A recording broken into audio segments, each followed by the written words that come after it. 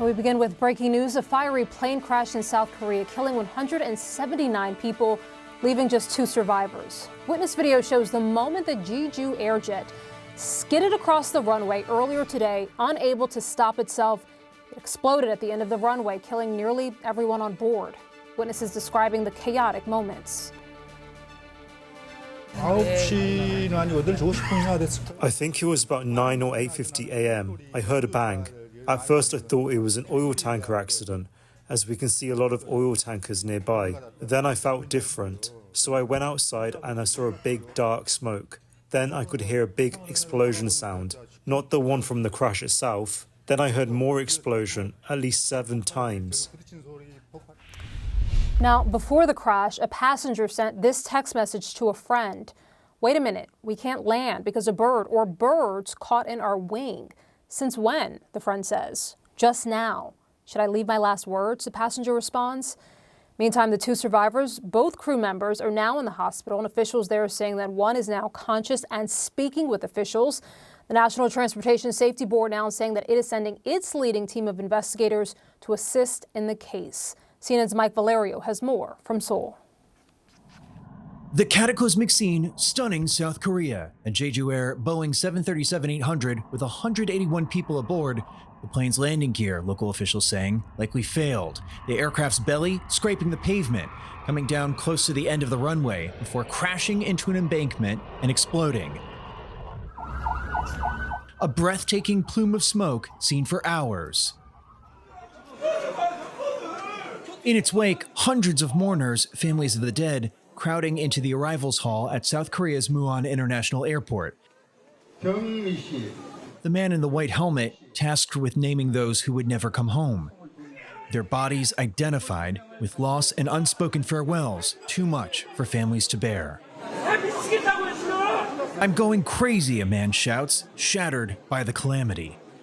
According to South Korean officials, on Sunday, 8:57 a.m. local time, the flight arriving from Bangkok, Thailand, was contacted by the Muan Airport Control Tower, an air traffic controller warning of birds near the runway and a danger of potential bird strikes. 2 minutes later, at 8:59 a.m., the pilot makes a mayday call, and at 9:03 a.m., the plane crashes. One thing that's very perplexing is the reports that are coming in that the aircraft landed without the undercarriage deployed. Now, whether or not, it's a little bit unclear whether or not the undercarriage collapsed on landing or whether the undercarriage was not deployed at all. 2 crew members miraculously survived. They were both sitting in the back of the 737-800 near the tail of the aircraft. Authorities hope the survivors can shed light on what happened. The voice in-flight data recorder also recovered. Now, for a country that has been through so much, with martial law declared earlier this month, this catastrophe has certainly cast a new pall over South Korea, adding to the urgency to find out just how this could have happened. Mike Valerio, CNN, Seoul. And just how this could have happened is certainly the question, and a lot to discuss. Let me bring in now my colleague, CNN's Richard Quest. Richard, good to have you. You have obviously covered your fair share of plane crashes over the years. I'm curious what your first questions are. Obviously, early days in terms of the investigation, but what are your first questions about what may have happened here? This is one of the most perplexing accidents, and if you read the various fora and from experts, everyone is puzzled because we don't know. We sort of have got a general idea of the sequence of events from that press conference. So we know that the plane attempted to land, went past, called the Mayday, then came back.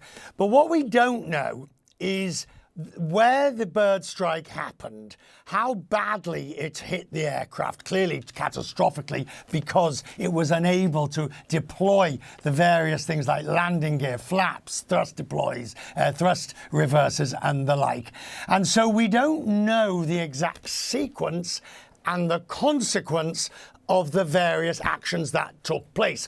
Why is that significant? Because if you look at the video of the plane and when it finally does come into land, number one, the landing gear has not been deployed. It's not sheared off. The doors aren't open. It's not there. Secondly, it's believed the flaps haven't been deployed. The thrust reversers haven't been deployed. It looks like the plane is landing way too fast, even in those circumstances. And it touches down on the runway very far and very late into the runway. Therefore, we can say that whatever the pilots were grappling with was in extremis. They were dealing with the most serious aspects of loss of control that barely, and here did this video, but there you go. Now that video is believed to be showing the moment of bird strike. If you look at that, the plane is at a height sufficient enough where the wheels aren't down yet, so they haven't deployed the gear. Were they unable to do so? Were they basically sidetracked? Were they obsessed with what they were dealing with? We just don't know at the moment. Yeah, I mean, to that point, Richard, as you mentioned the landing gear, we've heard a few sort of possible causes sort of floated. One, that there was a landing gear malfunction. Yeah. Two, that it was the bird strike. Three, that bad weather may have played a part. From your perspective, what's the likelihood that perhaps it was all three or a combination of the three? No, there doesn't look like there's any bad weather there. So I wouldn't put necessarily bad weather in its clear blue skies, as you can see. The bird strike could certainly have so affected the performance of the engines that it had degraded the hydraulic capability of the 737. But this aircraft, you can also lower the landing gear by gravity. There's a lever you pull up and the thing falls down. That hadn't happened. Now, this is entirely possible because the pilots are overwhelmed in the moment. The pilots are dealing with just trying to keep this thing in the air, seeing the runway. Remember, they'd been vectored, so they were heading towards the runway. They can see the runway. Their goal is just to get the plane on the ground as best they can. And we just don't know what...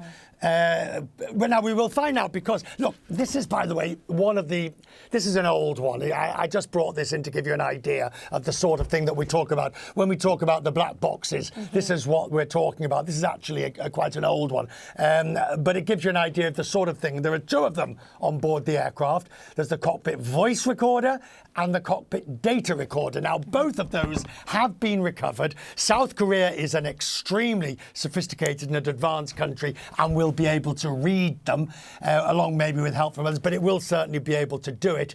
And that will tell us what happened on the plane, what flight instruments were degraded to the point of being abandoned, what the pilots were saying to each other, and we will find out exactly what happened in this crash. Yeah, and then in addition to the black boxes, Richard, we know that two people miraculously survived this, and they were crew members. So their understanding of what would have been happening, perhaps more sophisticated than just a passenger, how helpful will that be? It will be helpful because they will have known what area of flight the plane was in. They will have known what the captain may have said in the cabin. They will be able to give an idea of just how it... Look, I mean, it's awful to be discussing this, Rahel, but that message that was sent from one passenger to the ground. Now, obviously, an announcement had been made that there had been a bird strike, that the plane was now seriously degraded in its control capabilities.